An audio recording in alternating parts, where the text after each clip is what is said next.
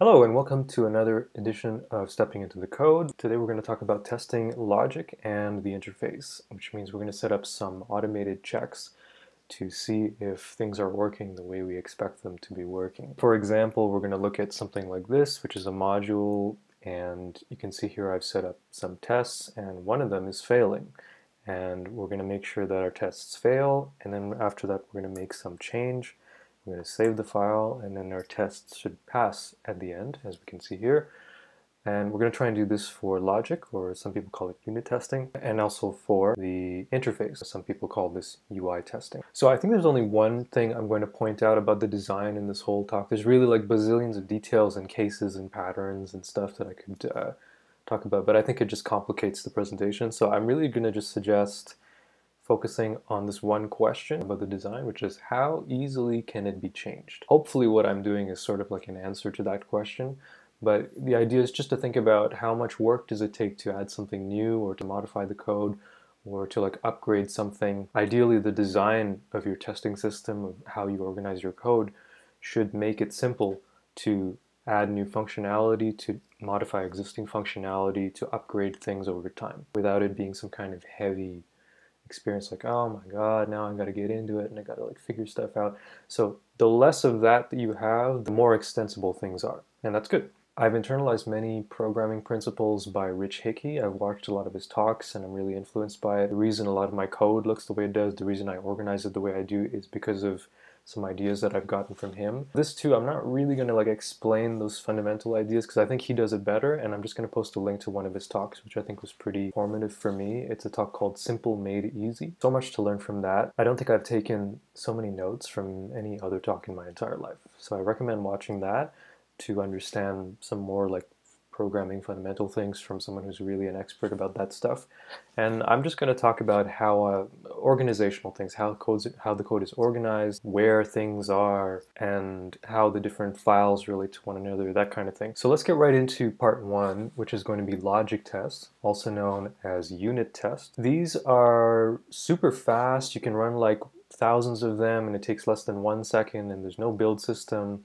You just run one command and you'll know basically instantaneously whether it's working or not. And what we're going to do here, just as an example, is we're going to add a function to this library. So the first thing we're going to do is we're going to describe a function, and we're going to call this function alpha.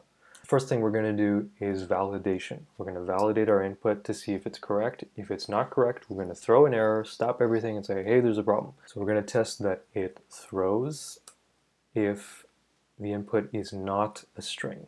So if it's not a string, then we're going to throw an error, and the error is going to be this sort of signature style thing, OLSK error, input not valid.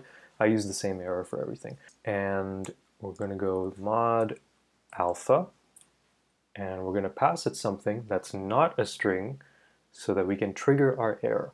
So we're going to say null. Could also be like the number 1 or some object or something, but null is kind of a standard thing that I put in. So we're going to check that it throws if the input is not a string.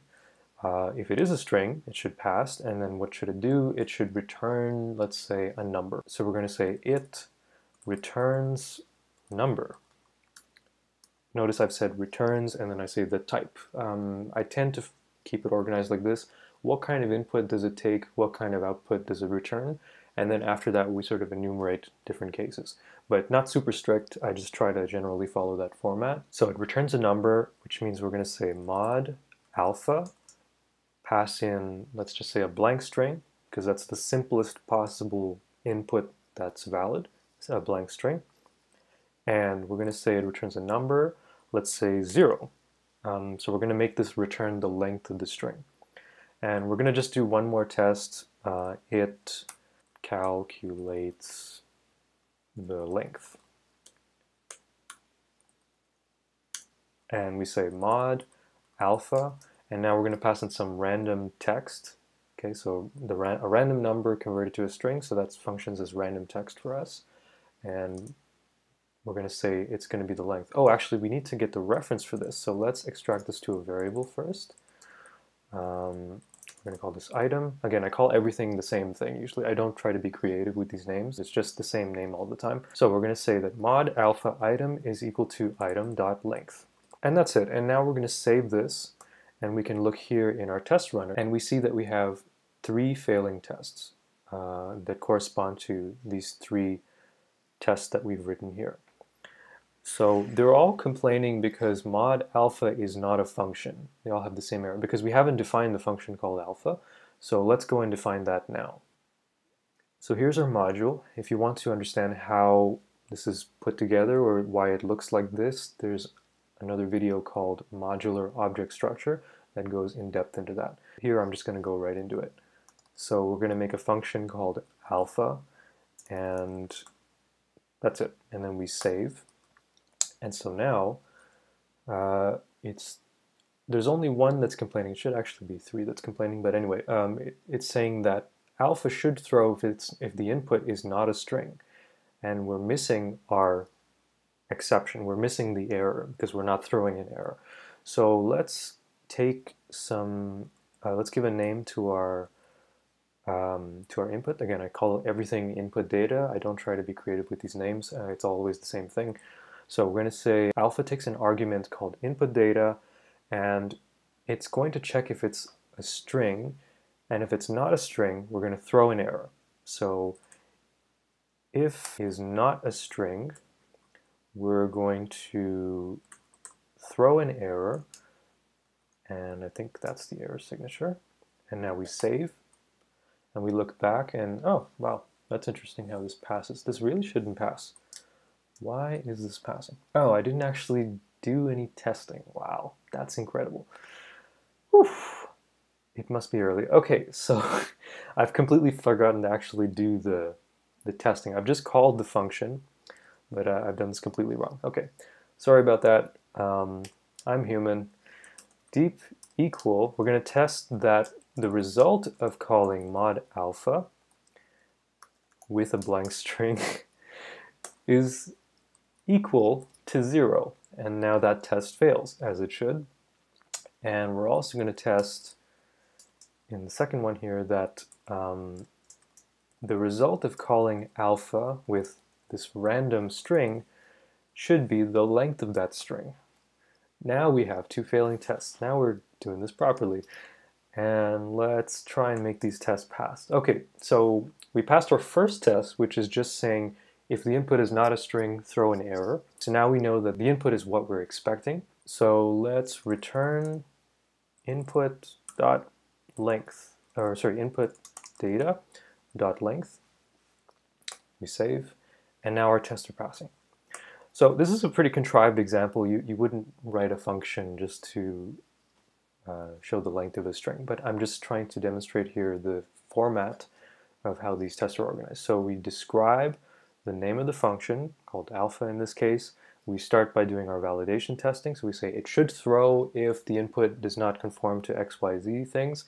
And if that's good, then we say it returns whatever it should return. And we kind of enumerate our test cases after that. And that's the basic structure that I use in pretty much all of my logic tests.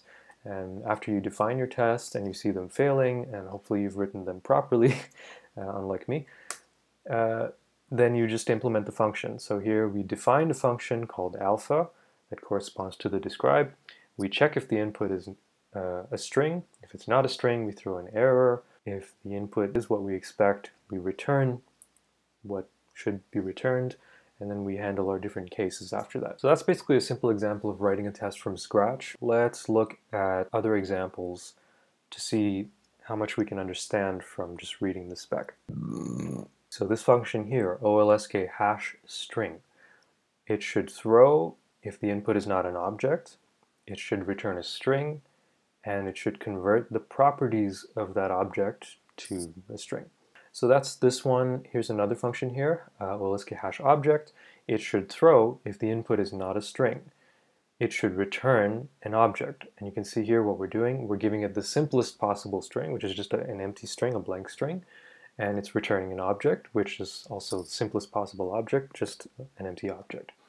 And here we're saying that it converts the properties. Again, we have some object here, and we're actually passing it to the previous function to generate some string. That string is valid input for this function.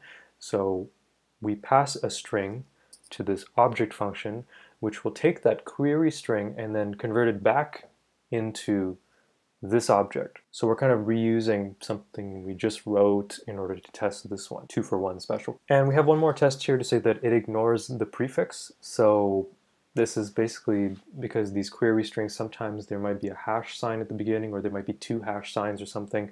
So we have like a random number of hash symbols before the string. And this function should take the string with a random number of hash symbols and just take the good part and then convert that into an object. And so that's what we're testing here. So this is an example of a more simple library. Let's look at a more complex library to see how much we can understand just by reading the test. So here I've opened up the Zero Data Wrap library. This is something that you can use to integrate your app with remote storage and with Fission, and it's really big. It's 1700 lines long, and we're going to look at it and just see how much we can understand about how it works from reading the specs. So this first function here is a schema object validation function. First thing is it should throw if it's not an object. So we pass something that's null, and because we pass something that's not an object, it returns an error. Now we're also going to go deeper and validate the properties of the object. So that object needs to have a key, and if that key is not a string, we throw an error. We're also going to further validate that same key to see if it's filled. So we can't just pass in white space. That's not good enough. That's going to throw an error. We also can't have white space on the beginning and the end. We have to trim everything and make sure that it's exactly what we're saying it is. The function is not going to do some extra work to make your string better. In some cases, you do want to help the input along by maybe massaging it into the right format, but in this case, I've chosen to make it very strict. And then we look at another property, which is the stub property. And that stub should be a function. If it's not a function, we throw an error. Path needs to be a function. If path is not a function, we throw an error. If all of that's valid, then it returns true, because this is basically a validation function. We're taking some input and we're validating that it's correct, and if it's correct, we return true. If not, in some cases, we would just return false, but in this case, it's going to be very, very strict. So if the input is not perfect, we just throw an error, because the consequences of having bad input here can be very bad. So we make sure that everything's perfect, and then we return true. All of these properties that we've validated before can be thought of as required properties. We need this in order for the system to work properly. There are other properties that are optional, and so we usually put those after the return test. So I've said that it returns true, and now we know that our input is valid. Optionally, you may have these other properties. If they are specified, then we're going to return an error if they're not valid. For example, the methods property needs to be an object. If it's not an object, we return an error. The dispatch validate property needs to be a function. If it's not a function, we return an error. If the dispatch sync create property is not a function, we return an error. If sync update, sync delete, sync conflict, they're not functions, we return an error. So that's basically the first function here. We can just look at the second function. This is another object validation function. We throw if it's not an object. If the key is not a string and it's not filled and it's not trimmed, throw errors. If directory is not a string or filled or trimmed, throw errors. There should not be any slashes in the directory property here. Otherwise, return true. There are some optional properties here. Schema needs to be an array. Creator directory needs to be a string, and it needs to be filled, and it needs to be trimmed. And is public needs to be a Boolean.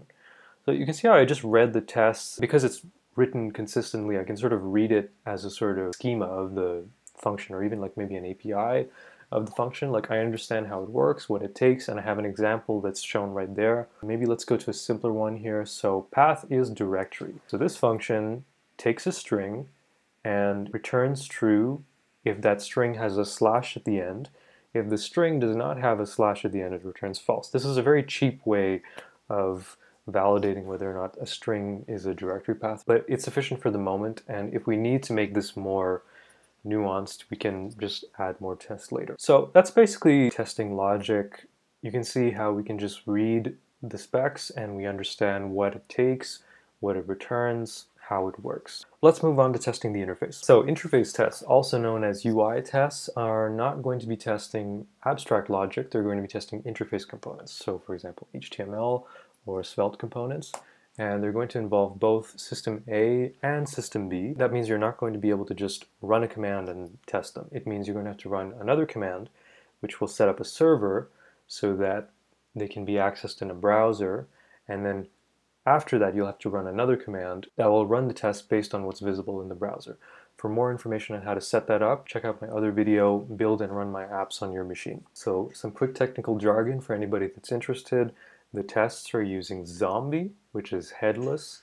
There is no notion of box model or CSS. There is only HTML and JavaScript. And jargon. As a result of what I just described, it seems that the tests take a little bit longer, and they also take longer the more tests you have. So if you have any suggestions on how to optimize that so that the tests run faster, please let me know. So yeah, let's just try writing some interface tests. Let's try adding a link to this component, and man, brain is fried. This is hard. No, it's not hard, man. It's not hard. It's all good.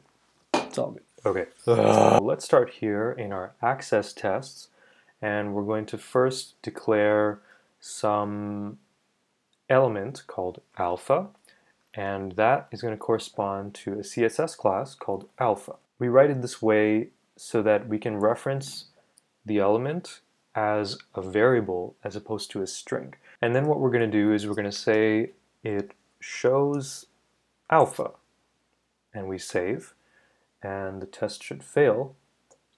So we're saying that it should show alpha. It's looking for something with the class of alpha, and it found 0. It's looking for 1, it found 0. So let's continue, we'll just add more tests, and then after that we're going to pass them. We're going to go to our localize test, and we're going to say that it localizes alpha. So it's going to look for a localized string called alpha text and see if the text of this alpha element is set to that localized string. And then we're going to go to our miscellaneous test. We're going to describe alpha, and we're going to say, because this is a link, we're going to say that it sets the href to something. So browser assert that the attribute of alpha, whoops, not a string, we're going to use a variable. The attribute of alpha called href, oh man, is https://example.com. We're going to save that, and we can see now that there are all of these tests that are failing. So in summary, there's an element called alpha that should be visible. It should set its text to something called alpha text, which is a localized string, and it should set the href to example.com. So it's a link called alpha that links to example.com, and it has some text. So let's try and pass these tests. So the first thing was an access test. So we're saying that it's there and it's not there, because there's no element called alpha here. So let's put in an element called alpha, and we're going to create an anchor. We're going to create an anchor element. We're going to give it a class of alpha.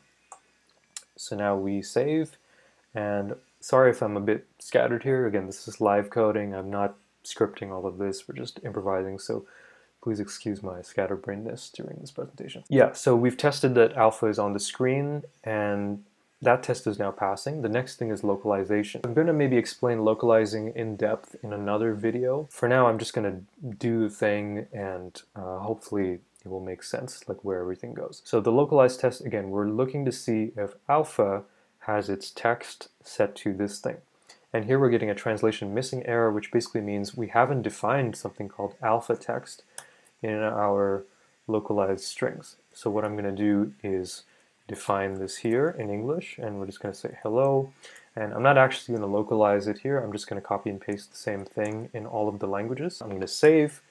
Nothing is going to happen, and I'm going to have to restart the server, and then it should be able to pick up the changes. If you want an explanation of how that works, I think the Build My Apps on Your Machine video talks about that in depth. Okay, so here we have some failing localization tests saying that we're expecting it to have a string hello, and we're getting a blank string. And that's because we haven't actually set the text for this link. So to do that, we're going to say echo the localized string called alpha text, and that's going to read alpha text from those YAML files, those internationalization files, and it's going to spit it out here on screen. And we save, and then it should pass the test. Okay, so now the localization tests are passing. And the last thing is the miscellaneous test, which is just making sure that the href attribute has been set to example.com. We're going to copy example.com, and we're going to set our href to example.com. And now the miscellaneous test should pass. Everything is passing. We're good. So we made a variable to refer to our element. We checked to see that it's on screen. We checked that the text of that element is set to a localized string. And then we check that this href attribute of the element is set to a given property. So that might seem like a lot of stuff, and maybe it's not clear like why everything is going in these different files. And so now I'm going to explain those different files and why we do everything in this way. So access tests are just trying to answer the question, is it visible or not? It means visible to the eye, but also visible to a screen reader, in the sense that we don't hide and show things using CSS. We hide and show things by taking it out of the DOM itself.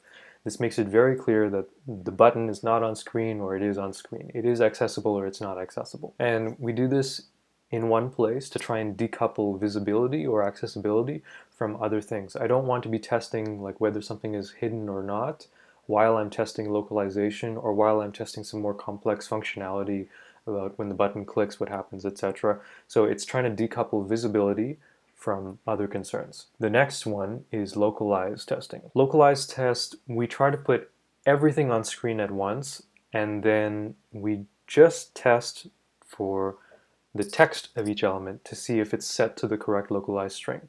And then we run those same tests across all the different languages that are supported by this component. So this component supports English, Spanish, French, and Portuguese, and we're running these 3 localization tests for all 4 of those languages. This is important because it makes noise if we've, for example, forgotten the Spanish translation. We're going to see an error here. If we've mismatched the signature here with the one that's actually in the view, like we're going to hear something about it. So it's designed for the system to complain about languages, basically. If we haven't set the correct text somewhere, we're going to see errors. And it's also to decouple language from other concerns. I don't want to be testing language in the same place where I'm testing whether or not something's visible. So we can just separate it out, and you can see how the tests, they all look the same. It's very straightforward to understand what's going on. And then the final one is miscellaneous test, where we check for things like properties, or we check to see if values that we bind to the element are bound to the correct thing. So here, for example, we have this attribute or this property on the component, which is called project. The project is just some string. We're setting that property to something, and we're going to check down here that the field element sets its value to that thing that we defined over there. So this is about binding. We're testing to see whether the input is bound to the right element. The point of having it separated into another file, another kind of test, is to decouple configuration and behavior and binding and stuff from those other concerns of visibility and localization. I don't need to mix all of those things. And by not mixing all of those things, you can see we have this consistent format for how to display everything. And the whole universe is basically organized this way. So let's look at another example of a simple component and see if we can just read the tests to understand how it works. So here we're looking at the OLSK placeholder component, and we're just going to read the tests and see how much we can understand about what it does. Here are our access tests. We can see that we've defined a variable to refer to the element so that we don't use strings. And then we have some access tests where we test to see that it's showing the element. In this case, we only have one thing, which is sort of the container. It doesn't have any sub-elements. It's just testing that there's an element called placeholder on screen. Then we go to our localize test, and we can see that the text of the placeholder is set to OLSK placeholder text, which is a localized string defined here in the internationalization file, no item selected. And then we go to our miscellaneous test here, and we're testing that the placeholder has a class of OLSK decor text visual, and we're also testing that we're binding the input to the element. So this component takes a parameter, which happens to be some HTML, And if you pass it HTML, it will show it on screen. And this might be a useful time to show how the testing function works. So here I have the component opened up in the browser. It doesn't look like there's anything here. It looks like there's an error, but this is actually the component. No item selected is the text. If we look at the source code for this one line here is basically the component. It's a div called OLSK placeholder. That's our component. It's got that class, OLSK decor text visual, and the text is no item selected, which is localized. If I went to the French version of this, it would show this in French. What I want to show here is how we use the query string in the URL to configure the component. What I can do here is actually access this miscellaneous test where we're setting the parameter, and we can see it in the browser. So I'm going to open up the browser here, and you can see in the URL what I've done is I have a query string, and the parameter OLSK placeholder HTML is being set to some random string. And we can see how that random string is reflected here in the HTML. And here you can see we've even got the bold HTML tag, which has come here from the component. So I've configured the component here as a variable. That thing gets converted to a query string. It gets tacked onto the URL. We access the URL in the browser. The component will receive the URL and take out that query string and convert it to parameters. And then those parameters that correspond to the input of the component will be rendered on screen like this. So it's basically this line between the testing file and what you see on screen. If I call this variable hello, for example, and I hit save, and then I opened that link in the browser, this test case actually has a URL, which is super useful for testing because you can just go right to something and you can see it, you can inspect the HTML, you can change the URL to see how it behaves. It's super flexible. I don't see this really happening in a lot of other places. Highly recommend using that pattern. So that was a pretty simple component. There's barely anything going on. Let's look at a more complex component. Half an hour video takes an hour and 10 minutes to record, something like that. Something crazy like that. Oh my god. So here I've queued up the OLSK app toolbar component, which is also system B. It's Svelte, it's compiling stuff. And just to give an example of what it is, I'm going to look at Hyperdraft. You can see this thing here on the bottom. It's got an information button, which you click to open up an about view. You got this language selector here. You got this link to the guide. There's a funding button. There's a funding document count. There's this cloud button where you can connect your remote storage or Fission account. There's this launcher button that invokes the launcher. And you can see in Joybox, I also have exactly the same thing, just with a different color. So this is the same component, and we're going to be looking at the test for this, and we're going to read the specs and just try and understand as much as we can about how the component works. So let's start with our access test. Here we can see we've got all of the elements defined here, and we're creating variables for all of them so that we can reference them not by a string but by a variable. And we have a toolbar, which is the parent element. It's encompassing the entire thing. We have the apropos button or the about button. I like to use esoteric names sometimes, but we have our information button or our about button. We have the image for that button, which is a separate element. We have the language button. We have language button image, we have the guide link, we have the fund button, we have the progress thing, we have the fund limit, we have the cloud status, we have the cloud button, the cloud image, the launcher button image. So all of those things basically that you can see here are represented with these variables, and we're going to start by doing visibility tests. So here we can see that not all of them are visible. You can see that it shows the parent container element. Obviously, we want to show the toolbar. It hides the about button or the apropos button. It hides the language button. It hides the guide link. It hides the fund button, the fund progress, the fund limit, and it shows the cloud status, cloud button, cloud image, and it hides the launcher button. So let's see what this looks like by going to the browser. This is basically what it looks like. So the only thing that you would recognize from this thing here is this cloud button. Why is it not showing the other ones? Because we assume that in order to show that button, we need to know what to do when that button is clicked, which means we have to set a callback. So if I hit the about button, there should be an about callback. And so here we've set that callback, dispatch apropos or dispatch about, to null. So because there's no callback, there's no reason to show the button. Because our callback function for the language button is set to null, there's no reason to show the button. Because there's nothing handling the fun button being clicked, we're not going to show the button, and same thing for the launcher. So here we can see how we've hidden a bunch of elements because the callbacks have not been set. And then later we're going to see, based on certain context, those buttons will become visible because we've set those properties. So let's look at the apropos button. So in this case, we're not going to set the about callback to null. We're going to set it to an actual function, which is not shown here. It's just done in the background silently somewhere else. But basically, we've set a callback for the about button or the info button. So now it should show the about button, and indeed it shows the about button and it shows the corresponding image. Same thing with the language button. We've set the callback so it shows the button. We've set here a URL for the guide link, and therefore we show the guide link. We've set a callback for the fun button somewhere else. We show the fun button, we hide the limit, and we hide the progress. Why do we hide the limit? Because we need to actually set the limit text in order to show this document limit thing here. Here we've set fund limit text to some random string, and so it shows that fund limit. And let's go to the browser and see what that looks like. And so here is our text. It's our random string that goes right next to the fund button, which is the equivalent of this thing here. So fund, 150 documents remaining, fund, blah, blah, blah. It's just a string. And at the end here, we do the same thing for the launcher, right? If we set the callback, we show the button. So here's kind of what it looks like when you set all of the callback. You can see it shows all of the elements. It's super ugly here because there's no style. I'm just testing for the presence of the elements on the interface. Is it visible, etc.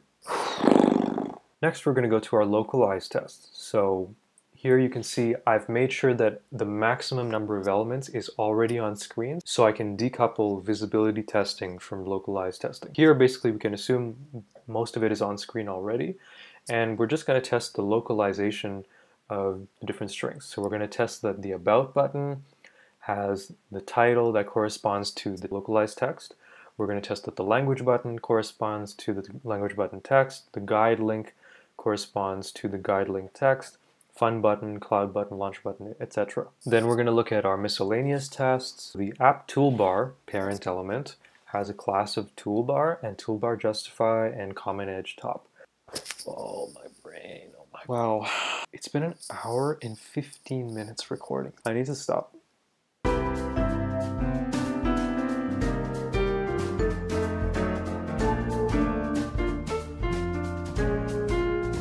So the About button has these three CSS classes, and when you click on it, it should send a message. So this pattern of sending a message, man.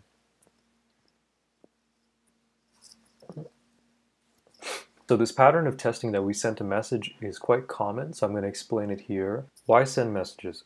Sending messages has to do with this idea of making components as dumb as possible. You don't want them to have too much complexity, or you don't want them to know what they're doing. You want them to just be interfaces, and when somebody interacts with the interface, they tell somebody else that something happened, and then somebody else will deal with it. This keeps the complexity down so that there's not too much extra logic going on. Looking at what's going on here, we're asserting that the text of some element is 0. We click the button, and then we're asserting that the text of that same element is 1. So it's sort of like a counter. But this element, it starts with a hash symbol, which means it's an ID. That usually is a cue that it's not part of the module. You notice that every time I reference to an element inside of the module, it's a class. It starts with a dot. If I use an ID, generally it means it's something to do with testing. In this case, the element with the ID test dispatch apropos is here in the stub view. You can see here it's very simple HTML. It's literally a span with that ID of test dispatch apropos, and we've set it to 0. And so what happens is you check that it's actually 0 before you start, then you click the button, then after you click the button, instead of saying 0, it should be 1. And that's our confirmation. The button sent the message, And also, it's only the clicking of the button that sent that message. It wasn't some other thing. You notice I didn't put this check for 0 somewhere higher, where maybe there could have been something else that triggered the change. It's immediately before the click of the button, so we can almost guarantee that that's the reason why the counter was incremented. And just to look at the code for that, so here in rollup start, you can see we've set our apropos callback to this function here. We get the HTML of that test element, that span that's there in the stub view. We parse whatever it is so that it's like an integer. So if it was 0, it would be 0 as a string, and then we parse that 0 so that it's an integer 0, and then we just add 1 to it. That's a way, again, a kind of a cheap way of saying I push the button, I increment a counter somewhere, and I can inspect it in the interface. There's different ways to do this, but I do this because it's good, fast, and cheap. So maybe let's see actually how that works live. So I'm going to go back to here, and I'm going to open up I could do this anywhere actually, I might as well just do this here. So I'm going to open up that set of tests in the browser, and I can see here that apropos is 0, which means it has not been clicked yet. So now if I click the button, it should increment the counter. I click the button, it increments the counter. I click it again, it increments the counter again. So this way I know that clicking a certain element is going to send a certain message. And this is our way of testing it. Using these very cheap, simple components, we put it together, and it's sort of easy to test and easy to interact with if I want to verify live. Here's the language button. I click the language button, the language dispatch increments. I click the cloud button, the cloud callback increments. I click the launcher button increments. Same thing for fund. So this is a very easy way to test that when you do something on an interface, something happens by sending messages, as opposed to some more complex, show a view and populate that view with something and da-da-da-da. We can just pass that off to somebody else and keep things very simple. So that's basically it for component tests. It can be much more complex than this. It's very diverse. There's a whole spectrum of possibilities there. I think what I've covered in this video is the basic foundation of how it's all organized, and it's a way to sort of understand how it's all expressed. And the specific patterns and cases that exist out there, like, it's better just to learn those things in context as you approach them. But for now, you can see how most components are tested this way. You have some list of elements. We check for the visibility of those elements in an access test. We check for the localization of those elements in a localization test. And then in this miscellaneous test suite, we test for like CSS classes and attributes and clicking messages and all kinds of other, basically miscellaneous stuff. Here you'll notice we have another test file called shortcuts. This is something that's particular to this one. There's a shortcut for the launcher button, which is Alt space. So we're testing two things here actually. We're saying if you hit just the space bar, nothing happens. It was 1, and then after we hit the space bar, the count was also 1. So we know that just hitting the space bar does not trigger the launcher button. If we say Alt space, we can see that before doing that it was 1, then we say Alt space, and then after that the count is 2. So now I know that clicking the launcher button sends the launcher message, and also saying Alt space will also send the same message. This shortcuts thing is something that's particular to App Toolbar. Not every component is going to have a shortcuts thing, but you can see more complex components, they might have like several other specific concerns that are tested in their own file. But basically these first three here, this is like 90% of what you would encounter in most of my projects. Alright, so just to finish off, I'm going to talk about 3 general tips that you can think about when you're writing tests. The first one is try to test as much as possible. I take this to an extreme by actually not making any changes to the actual code before I write tests. You don't have to be that extreme about it, but for me it just means that I'm going to avoid problems in the future. And it's also good practice. I enjoy the challenge of like figuring out, how can I test that before I, just start programming. But sometimes you will end up in places where maybe it isn't possible to test something, or you did test something but it doesn't work or whatever. So in this case, what I do is I actually write the test that would be possible. So for example, here I have this element here that should not have a class of something, and then after you click something else, it should have that class. and for whatever reason this test doesn't work or it is impossible, but I've basically written the test and then I skip it. So again, you want to try and test as much as you can. It may not mean that you will run the test, but you're practicing the expression of like, how can we know that this thing is actually working the way we want it to work? It's just a good reflex to cultivate. So the second thing I wanted to mention is this idea that the tests are your eyes. Something from my friend Zura, she talked about this a few years ago. And it's just this idea that if you don't write tests or if you don't understand how your system is working and then you try to make changes to a system, it's like, as she says here, playing Jenga with black boxes. Jenga's that game where you're stacking sticks and then you have to take them out without toppling the whole thing over. And so if you don't have tests, it kind of feels like, oh, okay, I don't know if I'm gonna, and you have to be very finicky about everything. So this idea that the tests are your eyes, they're your way of seeing what's going on. They're imperfect, just like your eyes. You know, your perception will fail you. At some point, you may write a test, it will pass, and it'll still actually be broken. But the idea is to look at as much as possible. It's the looking or the visibility that's important. By seeing which tests are failing, you have some clues as to where things might be going wrong. Whereas if you didn't have those tests, you would just have to kind of guess and poke around. And I guess the other aspect of this is to let the machine work for you. Don't try and use your own energy to repeatedly verify that the system is working. Let the machine work for you. The machine is good at automation. The machine does this infinitely. Every time you make a change, it happens automatically. Let the machine work for you. Write the tests and just let it give you visibility into what's going on. And the third thing is design for change. That first question that I had brought up initially, which is, how easy is it to make changes? How much work does it take to modify a component, to add some new behavior, to change how something works? How much of a headache does it give you? Or how simple and interesting and fun can it be, right? And this is sort of a metric, I think, for, I guess, how well your system is working. It should feel approachable. You know, it shouldn't be intimidating to like write tests and add new stuff and make changes and make things going and evolve. The mindset that I have all the time when I'm working is I always assume that I've missed something and that I'm going to have to add something later or I'm going to have to change something later. This is one of the reasons why I use globally unique signatures all the time, like this kind of thing, like RCS, oral, post player, blah, blah, blah. It's all designed like that because I don't really know for sure that that's going to work perfectly. So at some point, I'm assuming I will need to change it. And by naming it something that's globally unique, it becomes easier to change. Oh, that's good, yeah. So that's all I want to talk about for today. Hope you enjoyed that. Please check the link below for some references and also for timestamps for this video. And if you have any questions, feel free to let me know on social media or you can send me an email, and hope to see you in the next one. Ciao.